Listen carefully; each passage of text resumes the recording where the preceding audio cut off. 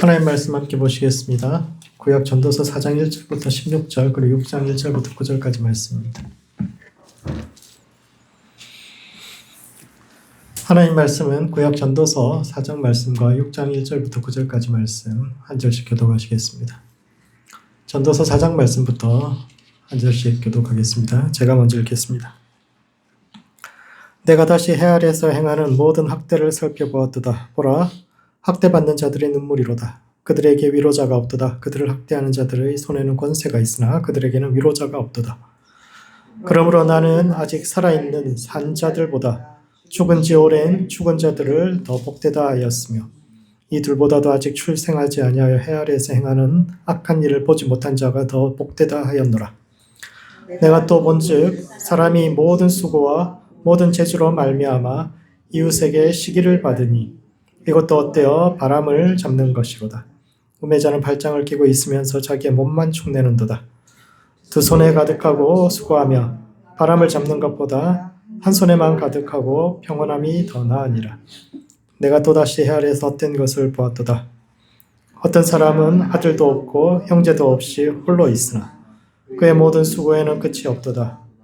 또 비록 그의 눈은 부요를 족하게 여기지 아니하면서 이르기를 내가 누구를 위하여는 이같이 수고하고 나를 위하여는 행복을 누리지 못하게 하는가 하여도 이것도 헛되어 불행한 노고로다. 두 사람이 한 사람보다 나음은 그들이 수고함으로 좋은 상을 얻을 것임이라.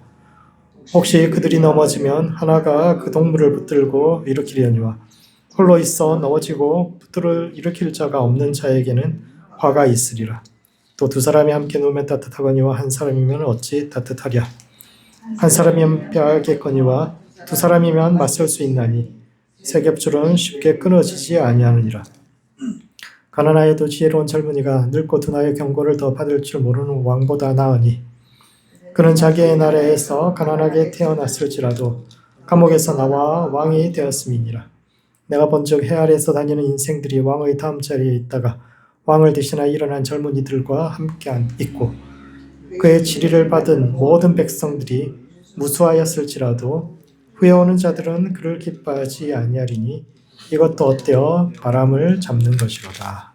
6장 1절부터 9절 말씀도 한 절씩 교독하시겠습니다. 제가 먼저 읽겠습니다. 내가 해 아래에서 한 가지 불행한 일이 있는 것을 보았나니 이는 사람의 마음을 무겁게 하는 것이라.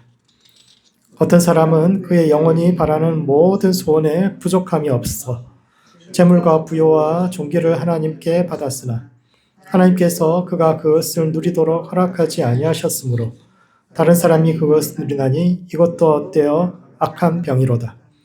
사람이 비록 100명의 자녀를 낳고 또 장수하여 사는 날이 많을지라도 그의 영혼은 그러한 행복으로 만족하지 못하고 또 그가 안장되지 못하면 나는 이르기를 낙태된 자가 그보다는 낫다 하나니 낙태된 자는 헛되이 왔다가 어둠 중에 가며 그의 이름이 어둠에 덮이니 햇빛도 보지 못하고 또 그것을 알지도 못하나 그가 이보다 더 평안함이라. 그가 비록 천년의 갑절을 산다 할지라도 행복을 보지 못하면 마침내 다 한 곳으로 돌아가는 것뿐이 아니냐. 사람의 수고는 다 자기 입을 위함이나 그 식욕은 채울 수 없느니라. 지혜자가 우매자보다 나은 것은 무엇이냐. 살아있는 자들 앞에서 행할 줄을 아는 가난한 자에게는 무슨 유익이 있는가. 함께 읽겠습니다. 눈으로 보는 것이 마음으로 공상하는 것보다 나으나 이것도 헛되어 바람을 잡는 것이로다. 전도서가 크게 네 부분으로 구성되어 있는데 1장부터 3장까지는 모든 것이 헛되고 하나님은 참 이해할 수 없는 분이다. 이게 이제 전도서 초반부에 나오는 내용이고 두 번째 나오는 4장부터 6장까지 말씀은 불의한 모든 것, 이 세상에 행해지는 많은 불의와 부조리한 것들에 대해서 이야기하고 있고 그리고 7장부터 9장까지는 옛 지혜에 대한 검증, 옛날에 이것이 옳다고 이야기했는데 과연 그런가라는 질문을 하고 있고 마지막으로 10장부터 12장까지는 슬기로운 행동을 위한 그러므로 전도서적인 지혜를 갖고 산다는 것이 어떤 것인가에 대해서 이야기하고 있는데 그중 세상의 부조리에 대해서 이야기하고 있는 두 번째 부분이 오늘을 살아가는 우리의 삶과 신앙에 던지는 의미가 무엇인지에 대해 함께 생각해보는 시간을 갖도록 하겠습니다. 첫 번째 전도서는 지금 여기의 변화를 이야기하고 있습니다. 4장에서 전도자는 위로자 없이 학대당하는 이들의 눈물 앞에서 산자보다 죽은 자가 복되며 아직 출생하지 않은 이들이 더 복되다고 말하는데 이는 첫 번째, 전도서는 인생의 허무함을 이야기하고 있지 않습니다. 일반적으로 사람들이 전도서를 허무함에 관한 책이라고 이야기합니다. 이 책에 시작하는 그 말이 그렇죠. 모든 것이 헛되고 헛되니 헛되고 헛되고 헛되다. 이렇게 5번 반복하면서 시작되는데 그 헛되다라는 히브리어 헤벨이 연기처럼 사라진다 이런 겁니다. 뭔가 있는 것 같은 형상이 있는 것 같은데 뭔가 이룬 것 같았는데 그냥 어느 날 흔적도 없이 사라져버리는 그런 연기처럼 인생이 그러하다라는 고백으로부터 시작됩니다.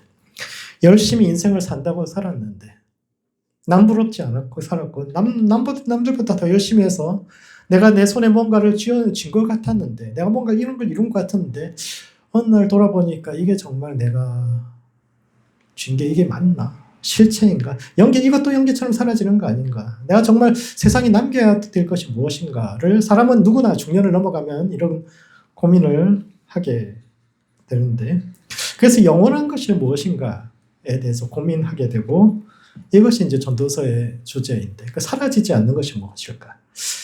영원히 세월이 지나도 시간이 지나도 우리의 삶이 가고 나서도 남는 게 무엇일까? 이런 고민을 하게 되는데 이 지점에서 그런 질문을 이제 첫 번째 부분에서 던지게 되는 겁니다. 1장부터 3장까지 해서 우리가 있다고 생각하는 거가 실제로 있는 게 아니다라고 이야기하는데 이제 그 다음 두 번째 부분에 들어가면서 전도서가 다른 길을 가기 시작합니다. 일반적으로 종교적인 서적에서 그리고 신앙을 이야기하는 서적에서 첫 번째 부분에서 인생이 허무하다 이야기하면 그 다음에 나와야 되는 내용이 어떤 내용일까요? 여러분이 전도자가 되어서 만약 이 글을 쓰게 된다면 참 인생이 허무하다. 그럼 이 인생의 허무함을 어떻게 다룰 것인가에 대해서 두 번째 부분에서 보통 어떤 이야기를 하실 것 같으세요? 일반적으로는 어떤 이야기를 하냐면 허무하지 않은 또 다른 세계가 있다. 이렇게 가게 됩니다. 여기 있는 것은 가짜 세계고 저기 허무한 이곳이 아닌 저곳에 진짜 세상이 있다. 이렇게 논리가 이어지는 것이 굉장히 자연스럽습니다. 현존하는 이 세상은 언젠가 사라질 세상이고 이곳과는 다른 완전한 세상, 허상이 아닌 그곳에는 진짜 실체가 존재하는 그런 세상이 따로 있다라는 쪽으로 논리가 연결되어야 합니다. 그런 점에서 이곳이 아닌 저곳을 지향하는 대표적인 종교가 이제 도교인데 노자나 장자의 글에 보면 장자란 책에 보면 이런 이야기가 나옵니다. 장자가 낮잠을 자다가 그 잠에서 나비가 돼서 훨훨 세상을 날아다니면서 온갖 좋은 걸 보고 문득 깨었더니 이 사람이 하는 이야기가 야, 내가 장자가 나비 꿈을 꾼 것인지 아니면 나비가 지금 장자의 꿈을 꾸고 있는 건지 내가 깨어났다고 생각하는 거다. 잠들었다고 생각한 그 시간이 사실은 나비에게 있어서 진짜 자기 인생이고 그리고 현재 내가 깨어났다고 이것이 나비의 꿈속에 있는 가상세계, 진짜 세계가 아니라 허상의 세계에 내가 살고 있는 것인지 모르겠다. 이렇게 이야기를 하게 됩니다. 그래서 꿈과 현실의 경계를 무너뜨려서 이곳과 저곳의 위치를 바꾸고 그래서 결국 하고 싶은 이야기는 뭐냐면 이 고통스러운 세상은 곧 사라져갈 세상이고 저 너머에서 오고 있는 세상이 진짜 세상이며 따라서 이곳이 아닌 저곳에 초점을 맞추어야 한다라는 것이 일반적인 종교 서적의 논리인데 전도서는 그와 같은 길을 가지 않습니다. 전도서는 첫 번째 부분에서 모든 것이 헛되고 하나님을 이해할 수 없다고 선언하지만 두 번째 부분에서는 저곳에 관한 이야기가 아니라 이 세상에 존재하는 불의와 부조리에 대해서 이야기하는데 이것은 허무하거나 연기처럼 사라질 것들이 아니다라고 이야기합니다. 전도서가 3장에서는 불의한 재판관의 이야기, 재판장의 이야기를 하거든요. 재판장에서 누구는 돈 있다고 무죄되고 누구는 돈 없다고 유죄돼. 이것이 옳은가라고 이야기하는데 이것도 지나가는 세상이기 때문에 곧 사라질 것, 허무한 것이다. 허무한 것이라고 이야기할 수 있을까요? 4장에서는 힘 있는 사람에 의해서 학대받는 가난한 사람들이 이야기하는데 이것도 사라질 것인가? 이것도 연기 같은 거. 아무것도 실체가 없는 아무것도 아닌 것. 이 또한 가만히 있으면 지나가는 것이다. 이렇게 이야기하고 지나갈 수 있느냐? 이런 질문을 던집니다. 굉장히 첫 부분하고 다르죠. 인생이 참 허무해. 그렇게 이야기하고 나면은 이제 여기가 진짜 세상이 아니다. 이렇게 가야 되는데 오히려 자기가 자기 논리를 반박합니다. 인생은 허무하지만 그렇다고 눈에 보이는 이 불의와 부조리가 연기처럼 사라지는 것, 무의미한 것. 가만히 기다리면 어느 날 그냥 사라져버릴 것. 우리가 노력하지 않아도 저절로 좋아질 것. 그런 거 아니다라고 이야기합니다. 이곳이 아닌 저곳을 강조하는 철학들은 대개 이 땅에 존재하는 불의와 부조리도 결국은 이 또한 지나갈 것이기 때문에 그것을 변화시키는 거 그렇게 의미 있지 않고 오히려 의미 있는 것은 우리의 영적 생활, 저것에 관련된 일을 하는 것, 그렇게 주장하면서 현실의 부조리에 대해서 눈 감고 포기하고 체념하게 만들지만 전도자는 그렇게 이야기하지 않습니다. 해 아래 벌어지는 학대를 본 전도자는 산자보다 죽은 자들이 복되며 이들보다 아직 태어나지 않은 자들이 복되다라고 이야기하는데, 이것은 기존의 가치관에 대한 지독한 현실 비판이죠. 사막 근처에 살아가던 유목민들에게 생명은 선이고 죽음은 악이며, 따라서 초상집에 가는 것보다 잔치집에 가는 것이 낫고 웃는 것보다 우는 것이 더 낫다고 생각했지만, 전도자는 세상이 이 모양인데 살아있는 게 무슨 복이냐라고 비판하고 있는 겁니다. 왜 초상집에 가는 것이 잔치집에 가는 것보다 낫습니까? 세상이 그만큼 나쁘다라고 이야기하는 겁니다. 죽음의 세계와 대비되어야 할 이 세상이 이미 죽음의 세계에 점령한 당한 것과 다르지 않은데, 일단 이런 세상을 보면서 사는 게 더 낫다고 이야기해. 이게 말이 되느냐라고 이야기를 하는 거죠. 하나님의 백성은 죽음의 세계로부터 산자의 세계를 지키기 위해서 산다고 이야기하지만, 우리가 만들어 놓은 세상이 이 모양인데 무슨 사는 것이 더 복이 있고 죽은 자가 저주 가운데 있다고 그렇게 이야기하느냐. 그게 잘못돼도 굉장히 현실을 비판을 하고 있는 겁니다. 그런 점에서 전도서는 현실을 회피하는 것이 아니라 굉장히 현실 참여적인 책입니다. 그런 점에서 전도서가 비판하는 것은 헛되다라고 이야기하는 것은, 헛되다라고 전도자가 계속적으로 비판하는 것은 우리의 생각과 기존의 생각, 잘못된 가치관에 관한 것이지, 인생 자체가 무의미하거나 인생이 사라져버리거나 현실에 존재하는 문제가 사라져버린다고 그렇게 생각하지 말라. 현실을 도피하게 하기 위한 것이 아니라 지금 이곳에서 우리가 하나님 백성으로 어떻게 살아야 하는가 라는 질문을, 지금 여기에 지혜가 어떤 것인가에 대해서 전도서가 질문하고 있습니다. 두 번째, 그런 점에서 먼저 우리의 생각이 그리고 또 삶이 변해야 합니다. 전도서 4장에는 헛된 것이 세 가지가 나오는데, 첫 번째는 사람의 모든 수고와 재주로 말미암아서 이웃에게 시기를 받는 것이요, 이것은 사람들에게 인정받으려고 너무 노력하지 말라라는 겁니다. 전도서 굉장히 현실적인 충고를 하고 있는데, 사람들은 인정받고 싶어 합니다. 어려서는 부모로부터 인정받고 싶어 하고, 그 인정받으려는 욕구가 사람의 인생을 이끌어가는 가장 중요한 동기죠. 자라서는 선생님과 친구들로부터, 또 사회에 나가서는 동료들과 가족들로부터 인정받고 싶어 합니다. 월급이 많지 않아도 나를 인정해주는 직장에 있으면 행복해요. 그런데 월급을 아무리 많이 줘도 인정받지 못하면 불행하다고 느끼는 것이 사람입니다. 그래서 사람들은 더 인정받기 위해서 어떻게 하면 사람들이 인정받을 수 있을까? 두 가지라고 이야기하거든요, 전도자는. 한 가지는 재주라고 이야기합니다. 사람들은 능력 있는 사람들을 인정해 주기 때문에 사람들이 자기 능력을 재주를 굉장히 발전시킨다. 그리고 또 한 가지 사람들이 인정하는 것은 그 재주로, 그 능력으로 이룬 어떤 수고, 능력으로 있는 어떤 결과물을 통해서 사람들이 인정해 주기 때문에, 사람들은 자기의 재주와 수고로 얻는 그것으로 사람들이 인정을 받을 것이라고 생각하지만, 현실적으로 돌아보면은 그 능력, 그 재주와 수고를 얻는 것은 타인의 시기뿐이다. 그러므로 그 인정받을 수 없다라고 이야기하고 있습니다. 왜냐하면은 사람은 앞에서는 박수쳐도 뒤에서는 욕하는 존재들이기 때문입니다. 사람은 가장 가까운 사촌이 땅을 사도 배가 아픈 존재죠. 형제가 잘 되는 것도 별로 좋아하지 않아요. 왜냐하면 그 사람이 잘 되는 게 기분 나쁜 게 아니라, 그 사람과 비교해서 내가 제자리에 있거나 뒤로 물러서고 있다, 후퇴하고 있다, 그것 자체를 견디지 못하는 사람이기 때문에 그냥 기분이 별로 좋지 않은 것인데, 그렇기 때문에 사람들 앞에 무언가를 인정받기 위해서, 사람들은 자기가 능력을 발휘하고 자기가 수고를 어떤 것을 성취를 하고 이러면 주변 사람들이 다 좋아할 것이라고 그러는데, 그렇게 생각하지 않는다고. 사람들은 오히려 그것을 통해서 인정받기보다는 시기를 받기 때문에 사람들의 인정을 받으려고 하지 말고 자기 자신이 스스로를 인정하는 삶, 그것을 살라고 이야기를 하죠. 제가 최근에 어떤 유튜브를 봤는데, 과학 유튜버에게 사람이 질문합니다. 그 공부 잘하는 게 그 90%가 유전자의 탓이라고 이야기합니다. 할렐루야. 좋은 부모 만나서 좋은 머리는 타고난다는, 노력해서 잘 안 된다는 거예요. 운동도 그렇잖아요. 운동도 막 열심히 잘 뛰는 애들이 노력해서 잘 뛰는 게 아닌 것처럼, 근데 오히려 운동보다도 머리가 더 그렇다고 해요. 그러니까 내 머리가 좀 나쁜 것 같으면 그건 내 노력이 부족한 게 아니라 내 부모의 탓이다. 이렇게 생각해야 되는데, 그래서 질문합니다. 아니 뭐 머리가 부모 유전 탓인데 머리 나쁜 애들 계속 공부시켜야 돼요? 딱 그러니까 그 과학 유튜버가 뭐라고 이야기하냐면은, 치타 앞에서 100m 9초에 달리는 사람하고 15초에 달리는 사람하고 그렇게 차이 크지 않다는 거예요.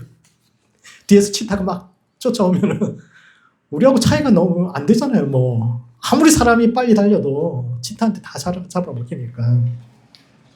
그게 어떤 이야기냐면, 사실 사람의 능력 차이는 그렇게 크지 않다는 거예요.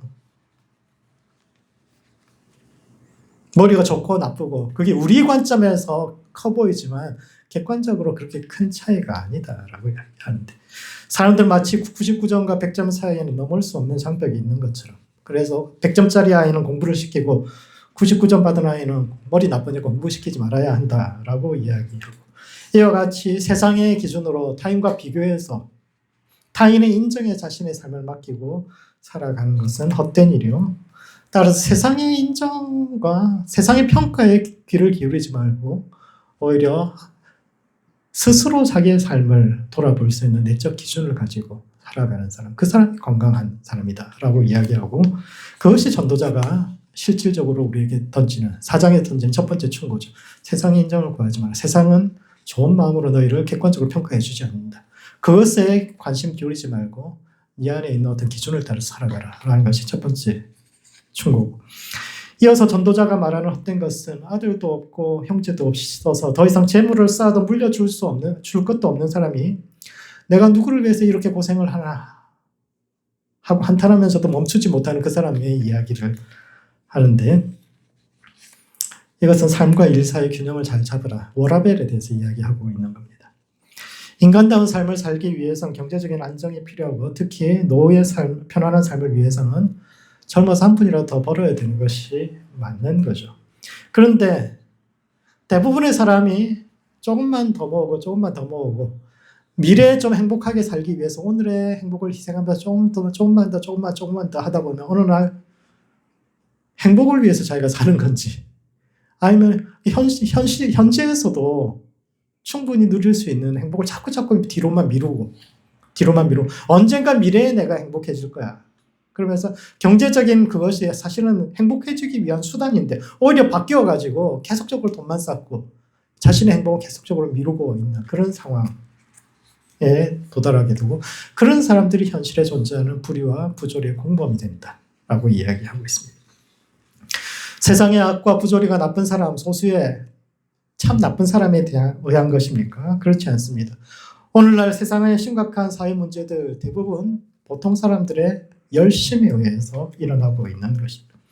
부동산이나 사교육의 문제, 이것이 나쁜 사람들이 막 집을 많이 사서 그렇습니까? 아니죠. 보통 사람들이 조금 더 내 자식에게 좀 더 좋은 환경 만들어주려고, 좀 더 편안한 삶을 살기 위해서 각자가 조금씩 욕심을 부린 것이 모여서 사회의 부조리를 만들어내는데, 이와 같이 그러다 보니까 자꾸 세상이 어려워지는데, 이와 같이 세상과 약간 거리를 두고 자족하는 마음으로 삶과 일의 균형을 잡아야 진짜 허무함으로부터 벗어날 수 있다고 이야기하는데, 그러므로 생각을 바꾸어서 지금 여기를 변화시켜 가야 합니다. 전도자는 인생의 허무함 앞에서 다음 세상으로 도망가는 것이 아니라 헛된 것을 쫓아가는 우리의 생각을 바꾸어서 세상의 인정이 아닌 하나님의 인정을 구하고, 또 삶과 일의 균형을 찾아서 스스로의 삶과 세상을 여기를 변화시킬 수 있다라고 이야기하는데, 이와 같이 하나님의 가치 위에 자신을 세워가는 모든 성도들 되시기 바랍니다. 두 번째, 세상의 문제를 우리 자신의 문제로 받아들여야 합니다. 4장 후반부에서는 세 번째 허무함으로 왕을 대신하여 일어난 젊은이가 무수한 백성들을 다스리지만 후에 오는 이들은 그를 기뻐하지 않는 것과, 6장에서는 가난한 자와 부자가 겪는 각자의 어려움을 이야기하는데, 이는 첫 번째, 문제의 원인과 해결책이 우리 자신 안에 있습니다. 전도서의 두 번째 부분에서 특이한 부분이, 전도서의 두 번째 부분이 이제 세상에 존재하는 수많은 불의와 부조리를 고발하고 있는데, 가장 특이한 부분은 이것을 지적하는 방식이 매우 독특하다. 것입니다. 예나 지금이나 세상에서 가장 큰 부조리, 가장 큰 문제는 어떤 것이 있을까요? 오늘날 이 시대의 가장 큰 문제로 사람들이 이야기하는 것이 뭡니까? 수저 논쟁이거든요. 누구는 금수저 물고 태어나가지고 처음부터 저 앞에서부터 출발하고, 누구는 흙수저 물고 태어나가지고 아무리 노력해도 출발선이 다르기 때문에 결과가 달라지는 것. 아무리 능력이 있어도 그 능력을 발휘할 기회가 주어지지 않는 것. 그래서 우리 자식들이 아무리 능력이 있어도 부모 잘못 만나가지고 진짜 출발선에 서보지도 못하고 어떻게 그것에서 이 시대 사람들이 제일 두려워하는 거 아닙니까? 그러니까 어떻게 해서든지 어려서부터 애들 사교육시키고 해서 출발선이라도 뭐 그렇게 노력해가지고 우리 애들이 뭐 뛰어나게 그런 걸 바라는 게 아니잖아요. 오히려 세상에서 좀 더 뒤처지지 못할까봐, 뒤처질까봐, 혹시 이 애들이 그 기회도 갖지 못할까봐 그런 것이 두려워가지고 4살짜리 애부터 영어 학원부터 빙빙 돌리는 거 아닙니까? 딴 애보다 뛰어나라고도 하는 게 아니라 그냥 세상에 뒤처지지 말라고.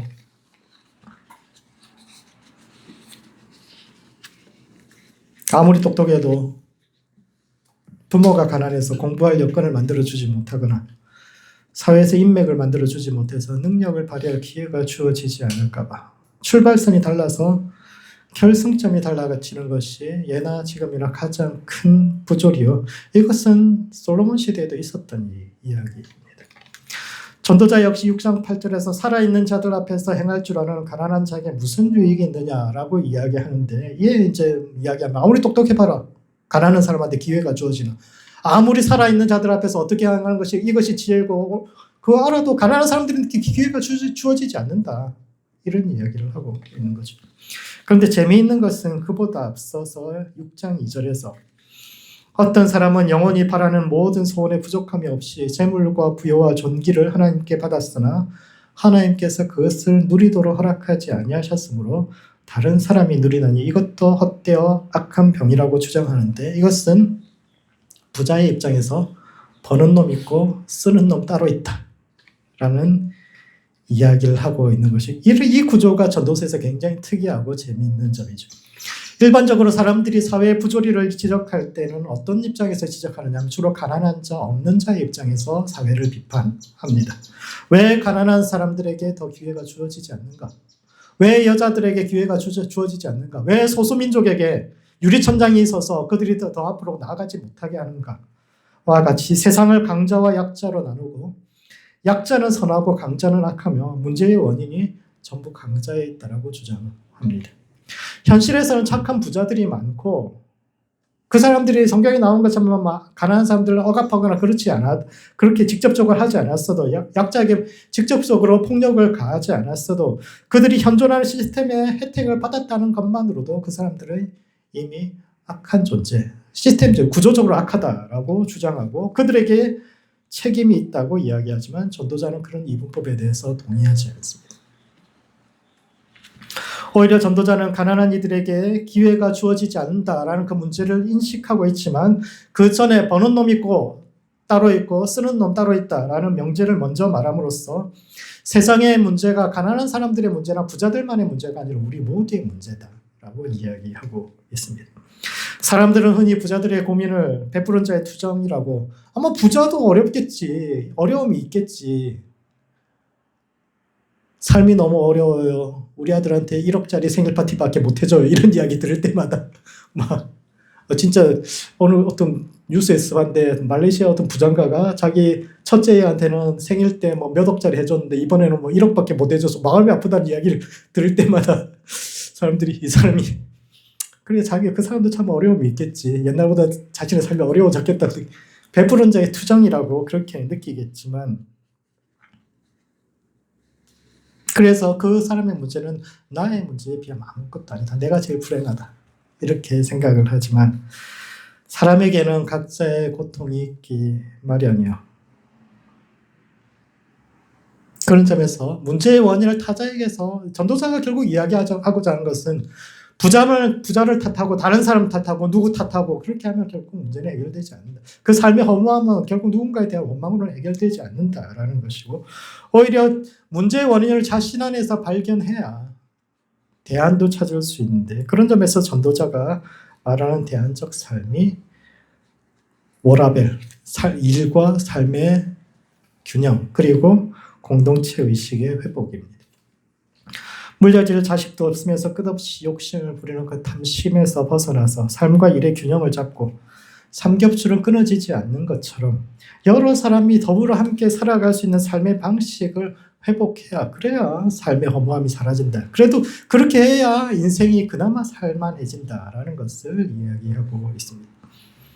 마지막으로 세상의 변화를 받아들여야 합니다. 4장에서 이야기하는 마지막 헛됨은 왕을 대신해 일어나 무수한 백성을 다스린 젊은이가 후에 오는 사람들에게 기쁨을 받지 못하는 상황을 이야기하는데, 이것은 세대 차이와 시대의 변화를 이야기합니다.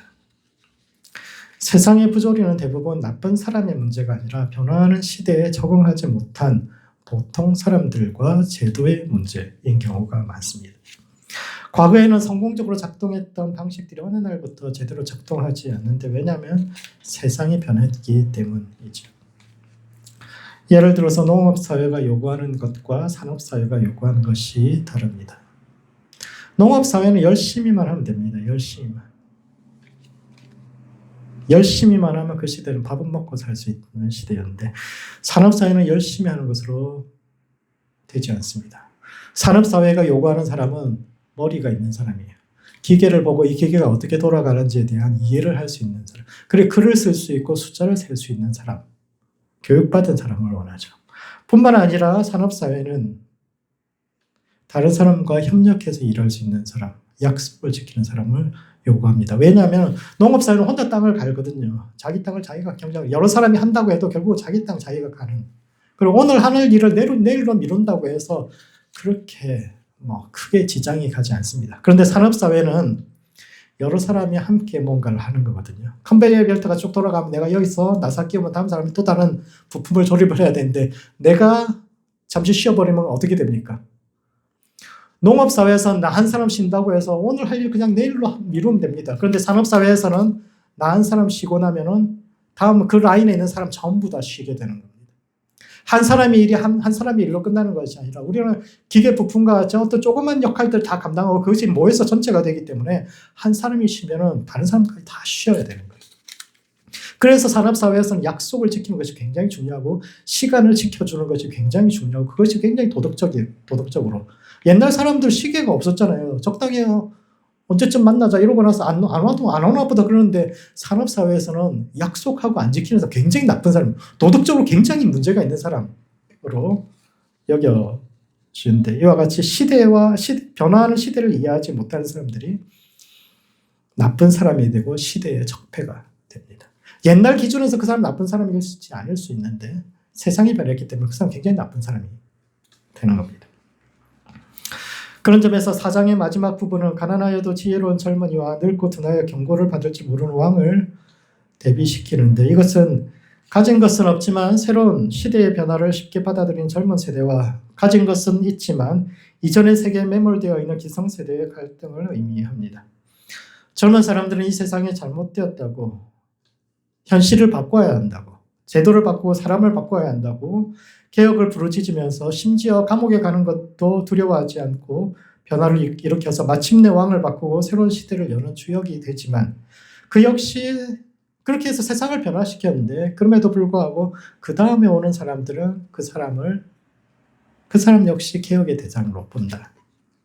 왜냐하면 오늘의 적폐는 어제 개혁의 결과이기 때문입니다.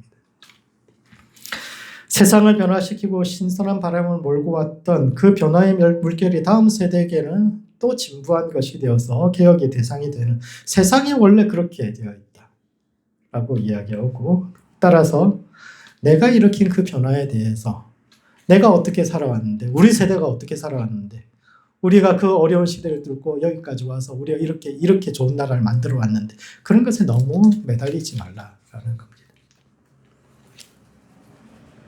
보통 사람들이 자기 자신에 대한 자부심이 굉장히 지나치기 때문에 자기 자식에 대해서 용납하지 못하죠.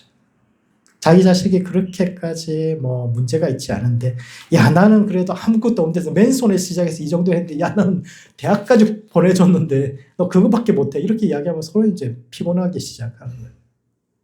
그 사람이 성공했던, 그 사람이 살아왔던 삶의 방식, 자체가.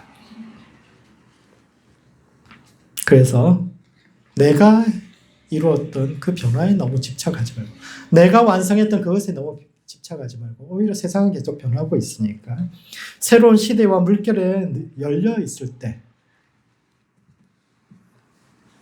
그것을 요구하는데, 왜냐하면 우리가 일으킨 그 변화도 헛된 것, 즉 연기처럼 사라지고 변화하는 것이며, 진짜 변하지 않는 것은 세상이 변한다는 그 사실밖에 없다라고 이야기합니다. 그런 점에서 전도서는, 결론적으로 전도서가 말하고자 하는 것은 지혜가 아닌 믿음으로 살아가는 삶입니다. 그 전도서의 결론이 그거예요. 지혜가 아닌, 전도서가 지혜서인데, 후기 지혜서인데 결론적으로 가만히 뜯어보면 전도자가 하고자 하는 말은 지혜가 아닌 믿음으로 사는 삶입니다. 전도서는 지혜가 세상에 빛을 가져오고 모든 문제를 해결할 대안이 된다고 믿지 않습니다. 지혜가 세상을 좋게 만들기는커녕 오히려 지혜를 가진 사람들이 세상을 더 악하게 만들 수 있는, 현상 유지하는 것만 해도 굉장히 좋은 것이다. 그런데 전도자가 기존의 지혜를 비판하면서 결론적으로 하고 싶은 말은 뭐냐면은, 세상이 아무리 어두워도 하나님이 지키고 있기 때문에, 하나님이 이 세상을 단단히 붙잡고 있기 때문에 그 믿음으로, 지혜가 아닌 믿음으로 오늘을 살아갈 것을 요구하고 있는데, 그러므로 지혜가 아닌 믿음으로 살아가는 모든 성도들 되시기 바랍니다. 전도자가 살아가던 시대는 지혜가 힘을 잃고 사람들이 어디로 가야 할지 모르던 시대요, 서로가 서로에게 책임을 미루던 시대입니다. 가난한 사람들은 부자들이 저 시스템에 혜택을 받는 저 사람들이 문제다라고 비난하던 시대고, 부자들은 저 가난한 사람들이 게을러서 문제다라고 이야기하면서 서로 자기 문제가 아니다라고 이야기하던 그런 시대인데, 전도자는 이것을 우리 모두의 문제로 받아들이고 과거에 머물러 있는 것이 아니라 오히려 이전에 가보지 않은 새로운 길을 가는 것을 두려워하지 말고 그 새로운 변화에 우리 자신을 맞추어서 어둠 속에서 길을 찾을 것을 이야기하고 있는데, 이와 같이 믿음 안에서 날마다 새롭고 또 새로워지는 모든 성도들 되시기 바랍니다. 말씀을 정리하겠습니다. 전도서 4장에서 6장까지는 세상에 존재하는 불의와 부조리에 대해서 이야기하는데, 첫 번째 전도서는 지금 여기의 변화에 대해서 이야기하고 있습니다. 대개의 종교 경전에서 헛됨을 이야기하면 이어서 이곳이 아닌 저곳에 초점을 맞추고 참된 세상과 영원한 세상으로 건너갈 준비를 하라고 이야기하지만, 전도자는 이 땅의 부조리와 불의는 연기처럼 사라지는 허무한 것이 아니요, 오히려 우리의 생각을 바꿔 참된 가치를 세워갈 때 그것으로부터 벗어날 수 있음을 이야기하는데, 사람의 인정을 구하고 끊임없이 탐욕을 부리는 것에서 벗어나서 자족하며 공동체를 회복하는 대안적 삶을 살아가는 모든 성도들 되시기 바랍니다. 두 번째, 세상의 문제를 자신의 문제로 받아들이고 스스로를 변화시켜 가야 합니다. 전도자는 가난한 사람의 입장에서 불의를 규탄하고 시정을 요구하는 것이 아니라 부자도 나름의 고충이 있으며 이전의 개혁이 후세대의 적폐가 될 수 있음을 이야기하며, 이를 통해서 삶이 한계에 부딪힐 때 다른 사람을 비난하는 것이 아니라 지혜가 끝나는 그곳에서 하나님을 믿는 믿음으로 다시 시작되는 길에 대해서 이야기하고 있는데, 이와 같이 우리의 지혜가 끝나는 곳에서 우리보다 우리를 더 잘 아시고 우리를 위해 더 나은 길을 예비하시는 하나님을 믿는 믿음으로 다시 한번 자신의 길을 걸어가시는 모든 성도들 되시기 바랍니다. 기도하시겠습니다. 기도하실 때는 먼저 믿음의 길을 걷는 성도 될 수 있도록 자신을 위해서 기도합시다. 지혜가 끝나는 곳에서 우리보다 우리를 더 잘 아시고 우리를 위해 더 나은 길을 예비하시는 하나님을 만나는 성도 될 수 있도록, 지혜가 아닌 믿음의 길을 걷는 성도 될 수 있도록 자신을 위해서 기도하시고, 두 번째는 지금 여기를 변화시키는 성도가 될 수 있도록 서로를 위해서 기도합시다. 세상이 힘들고 어려울 때 다른 사람을 비난하거나 이곳을 떠나 저곳으로 가는 것이 아니라 지금 이곳에서 여전히 살아계신 하나님을 믿는 믿음으로 자신과 세상을 변화시켜가는 성도가 될 수 있도록 서로를 위해서 함께 기도하시겠습니다.